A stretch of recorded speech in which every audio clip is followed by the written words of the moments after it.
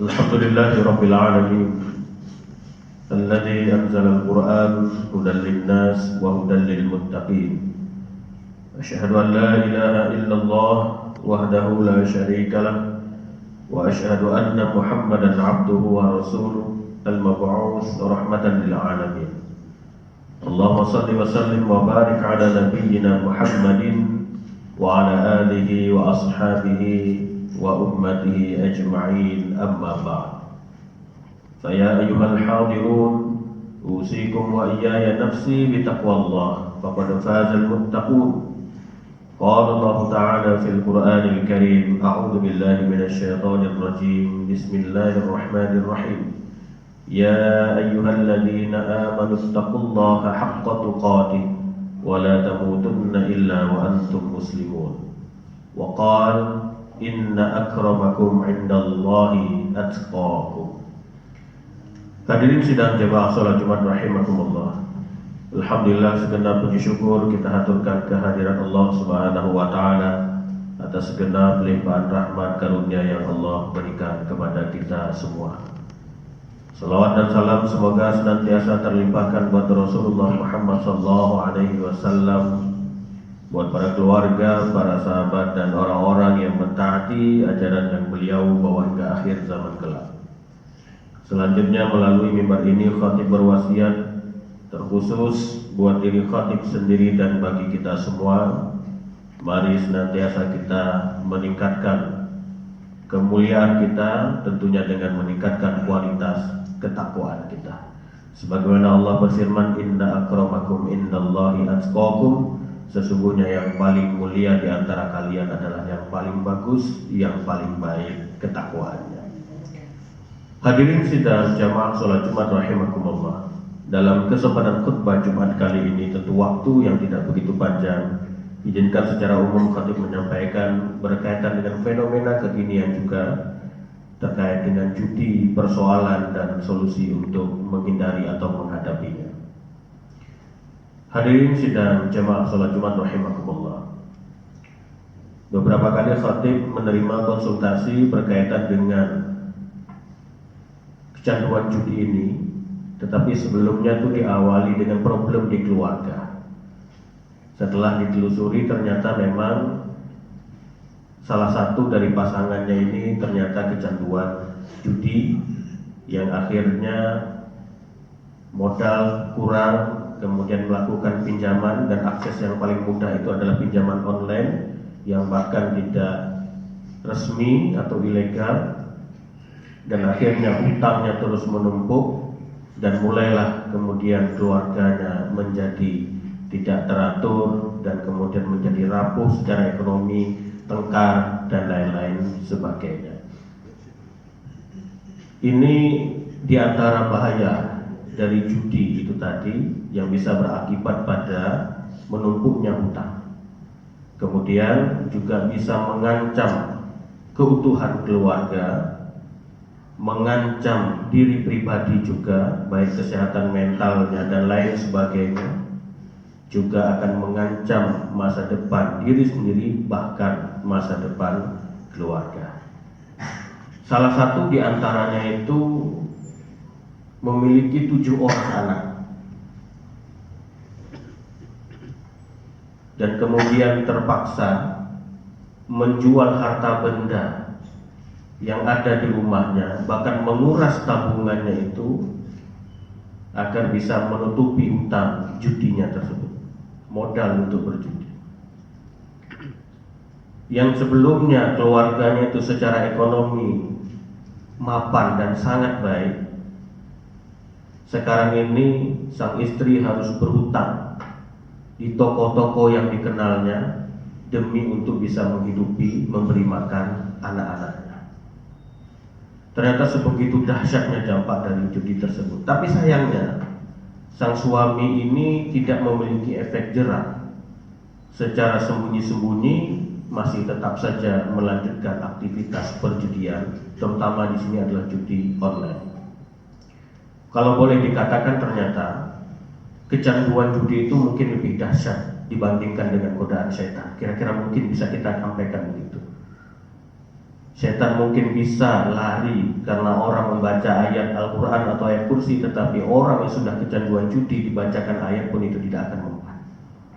Maka butuh betul-betul proses yang luar biasa untuk menghadapi atau merehabilitasi orang-orang yang sedemikian rupa. Dan masih ada beberapa konsultasi lagi terkait dengan problem keluarga, dan pemicunya adalah masalah judi yang mungkin tidak bisa khatib sampaikan pada kesempatan khutbah Jumat kali ini. Maka dari itu, kita selaku orang tua, mungkin juga kita selaku pribadi diri kita sendiri, hendaknya betul-betul menghindari aktivitas sedemikian rupa judi ini tadi, dan juga mendidik generasi kita memiliki benteng yang kokoh agar terhindar dari godaan-godaan perjudian tersebut. Orang-orang yang baik itu tidak hanya sekedar memperbaiki dirinya sendiri, tetapi dia juga betul-betul memperhatikan generasi-generasinya. Dalam surah An-Nisa itu Allah menegaskan, wal yakhshal ladzina law taraku min khalfihim dzurriyyatan dhi'afa khafu 'alaihim falyattaqullaha wal yaqulu qawlan sadida. Hendaklah orang-orang itu khawatir, kata Allah, ketika dia meninggalkan generasi-generasi yang lemah.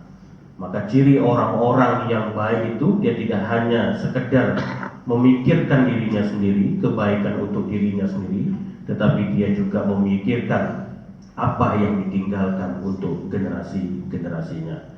Hadirin sidang jamaah Jumat rahimakumullah.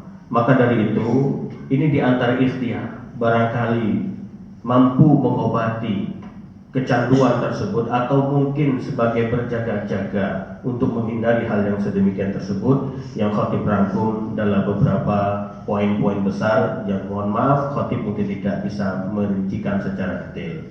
Yang pertama, akui masalah, menyadari kesalahan. Dalam arti kata lain, ini jujur juga dengan diri sendiri. Seseorang ketika ingin berubah dari kecanduan hal-hal yang negatif itu, maka dia harus membangun kesadarannya akan masalah, akan ketidakbaikan, akan kesalahan yang pernah dia lakukan.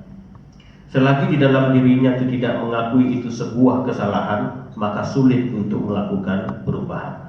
Maka perubahan itu harus muncul dari diri pribadi, diantaranya adalah dengan menyadari akan kesalahan tersebut. Yang kedua, mohon ampun kepada Allah Subhanahu wa Ta'ala. Istighfar itu, kalau di dalam surah Nuh itu disebutkan bahwa wa qul tastaghfiru rabbakum innahu kana ghaffara yursilis samaa'a 'alaikum midrara wa yumdidukum bi amwalin wa banin wa yaj'al lakum jannatin wa yaj'al lakum anhara. Pada intinya adalah mohon ampunlah kepada Tuhanmu, sesungguhnya Allah itu Maha Pengampun. Allah itu akan menurunkan hujan yang lebat dari langit kepadamu, dan Allah akan memperbanyak harta dan anak-anakmu, serta mengadakan kebun-kebun dan sungai-sungai untukmu. Dalam arti kata lain, istighfar atau memperbanyak memohon ampun kepada Allah ini akan membukakan pintu-pintu solusi atas masalah-masalah yang dihadapi, termasuk diantaranya adalah masalah kecanduan judi tersebut.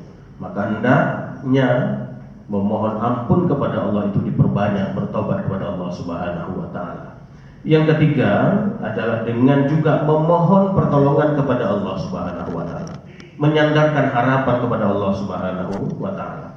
Di antara doa yang bisa kita bacakan, yang kita rutinkan agar terhindar tidak hanya dari bahaya judi itu, tetapi juga hal-hal yang negatif lainnya adalah Allahumma arinal haqqa haqqan warzuqna ittiba'ah wa arinal batila batila warzuqna ijtinabah. Ya Allah, tampakkanlah, tunjukkanlah kepada kami bahwasanya yang hak, yang benar itu benar. Beri kami kekuatan untuk mengikuti kebenaran tersebut. Ya Allah, tampakkanlah, tunjukkanlah kepada kami bahwa yang batil, yang salah itu salah, yang batil itu batil. Berikanlah kami kemampuan untuk menjauhinya. Ini juga di antara ikhtiar kita untuk membuka mata batin akan kesalahan-kesalahan yang pernah dilakukan. Yang keempat, ikhtiar lainnya juga adalah dengan menemukan pemicunya. Ada yang karena pengaruh buruknya manajemen stres, karena punya masalah tapi salah mencari solusi atas masalahnya, akhirnya kemudian ingin melepaskan diri dari masalah tersebut, terjerat kepada yang namanya judi online. Iseng-iseng main judi online, tetapi lama-lama kemudian menambahkan kecanduan pada keisengan tersebut. Nah, kalau seandainya ini berawal dari diri pribadi, maka dia perlu manajemen stres yang baik. Ketika dia sendiri tidak bisa mampu menghadapi manajemen stres yang baik untuk dirinya sendiri, maka barangkali diperlukan dukungan atau konsultasi kepada yang ahli dalam menangani hal sedemikian rupa.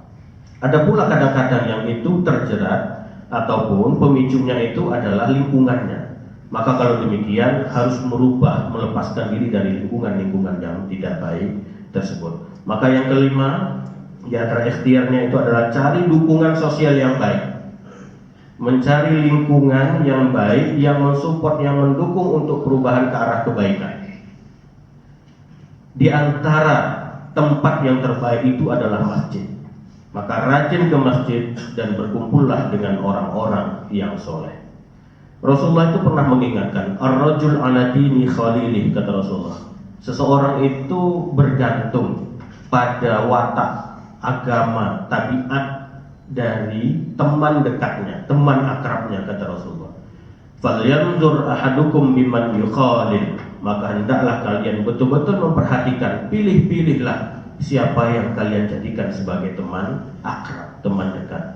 Berkenalan boleh dengan siapapun, tetapi untuk menjadikan sebagai teman dekat, pilihlah orang yang mampu membawa kepada kebaikan. Yang keenam, tutup dan hilangkan akses pada judi tersebut. Kalau masih ada aplikasinya di HP, ada akun-akunnya di HP tersebut, sudah hapus aplikasinya, hapus akun tersebut, sehingga membatasi diri dari membuka pada ke judi online tersebut. Kalau seandainya tadi pertemanannya sudah, tutup pertemanan dekat dengan orang-orang sedemikian rupa, ganti dengan pertemanan yang lebih baik lagi. Yang ketujuh, kembangkan hobi dan minat baru yang positif, yang baik. Karena hobi ini tadi akan mampu melenakan kita sehingga tidak akan kembali melakukan hal-hal yang tidak baik. Yang kedelapan, selalu muhasabah, introspeksi diri, lakukan penilaian terhadap diri, apakah sudah berubah ke arah yang lebih baik ataukah belum. Ketika belum, apa yang harus kiat-kiat yang harus ditentukan. Kalau seandainya sudah, apalagi langkah-langkah yang harus dilakukan agar menjadi lebih baik dan lain-lain sebagainya. Dan yang terakhir yang ingin khotib sampaikan dalam kesempatan khutbah kali ini, bahwa berubah itu menuju ke arah yang lebih baik itu perlu istiqomah dan kesabaran yang kuat, karena perubahan itu perlu proses dan waktu. Bahkan orang yang ingin berubah ke arah lebih baik pun tetap akan diuji oleh Allah untuk melihat betul atau tidak dia mampu menjalani ujian tersebut dan berubah ke arah yang lebih baik. Allah berfirman, tidaklah seseorang itu dibiarkan mengatakan amanna wa hum la yuftanun. Wahai Allah, kami beriman, tetapi kemudian mereka tidak diuji. Artinya setiap orang itu pasti akan diuji. Jangankan kita manusia biasa, bahkan Nabi sekalipun tidak lepas dari yang namanya ujian kehidupan. Maka dari itu, istiqomah dan sabarlah dengan proses tersebut. Keistiqomahan dan kesabaran tersebut akan mendatangkan hasil yang baik dan buah yang manis. Barakallahu li wa lakum fil Qur'anil azim wa nafa'ani wa iyyakum bima fihi minal ayati wadh-dhikril hakim. Aqulu qawli hadza astaghfirullahal azim li wa lakum innahu huwal ghafurur rahim.